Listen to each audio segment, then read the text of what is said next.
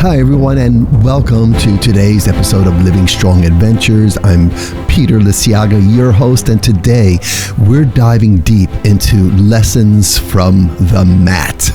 And not just any lessons. Today, it's about the guiding principles, the concepts, these ideas, these big ideas and small ideas taken from my experience in martial arts that have been taught to me over the decades. Specifically, the life wisdom that I've learned through the decades and I've spent learning and experiencing and living out on this amazing life that I've lived so far. As I'm getting ready to step back onto the mats physically in 2025, I feel like I'm standing at the beginning of another journey, an adventure, new adventure. My time away from physical training has only intensified my relationship with martial arts on a spiritual, a mental, and emotional level. Every day of this journey has reminded me that martial arts is far more than what happens in the dojo or on the mats. It's about how we apply those lessons to every part of our lives.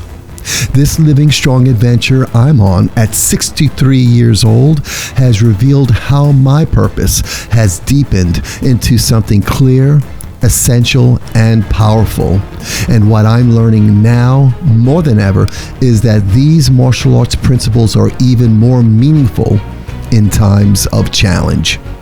Tomorrow, I'll meet with my surgeon, Dr. Reed, for a 6-week post-op checkup on my first hip replacement. We'll be setting the date for my second hip surgery, a thrilling next step in this recovery adventure. The first surgery, along with the rehab and recovery, has been transformative. It's been a humbling, empowering experience that's shown me how each principle I learned on the mat becomes living and active within me and in my life. Stepping away from social media lately has given me a chance to listen more closely to what's inside and gain clarity. With this focus, I've gone back to some of the foundational teachings, readings, and reflecting on lessons from my own life and the deep essential principles of martial arts. In this proverbial isolation, as I call it, I've clarified my vision for what it will mean to get back on the mats in 2025, not just for myself, but for those I teach. When I return, I'll be committed to going deep, sharing these core principles with anyone seeking to live strong. This clarity will help me share the art I've come to love, appreciate, and really embrace in an empowering way that has made a difference in my life, especially and particularly Gracie Jiu-Jitsu, what people know as Brazilian Jiu-Jitsu, which I began back in 2010. The beauty of Jiu-Jitsu lies in its elegance and the way it demands humility, patience, and adaptability.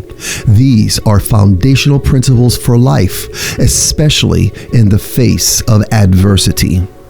So, out of the 103 principles I've identified so far to carry into my teaching, I want to touch on a few today that are resonating with me deeply as I recover. And by the way, if you're curious to see the list yourself, click the link in the episode description to download the PDF of the full list. It's there for you to explore and even add to it. The first principle I'll touch on is Indomitable Spirit. This principle teaches us that true strength is not in overpowering others, but in refusing to be defeated by the hardships we face. As I manage this journey with my hip, Indomitable Spirit has taken on a new meaning. It's about finding that quiet, steady strength when times are hard, trusting in my journey, in my adventure, and believing in the purpose behind it.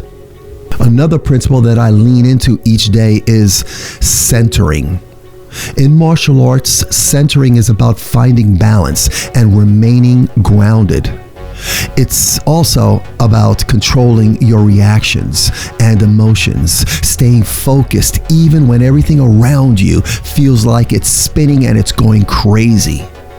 For me, this is about being present focused, about not rushing to the next milestone, but rather experiencing every moment here and now. When I get back on the mats, it's this centering that I'll strive to share with my students. And finally, respect. In martial arts, respect is foundational. It's how we honor the journey, how we honor our adventure, our students, our teachers, and ourselves. In recovery, I'm learning to respect my body's limits and its incredible ability to heal. As I connect more deeply with the principles of martial arts, I feel a renewed respect for what my body has endured and the potential it still holds. Respect isn't about conceding. It's about recognizing strength and humility and honoring each step, even the painful ones. So, in 2025, I'll be back on the mats, and these principles, Indomitable Spirit, Centering, and Respect, will guide the teachings I share. My journey hasn't just been about healing from surgery. It's about realizing that I have the privilege and the calling to pass on the principles that have shaped my life. This is my Living Strong adventure. To everyone listening, thank you for being part of this adventure, part of this journey with me. Let's live strong together, and remember, these principles aren't just for the dojo. They're here for all of us, wherever we find ourselves, especially when life's challenges feel toughest. Thank you for joining me, and until next time, keep living strong.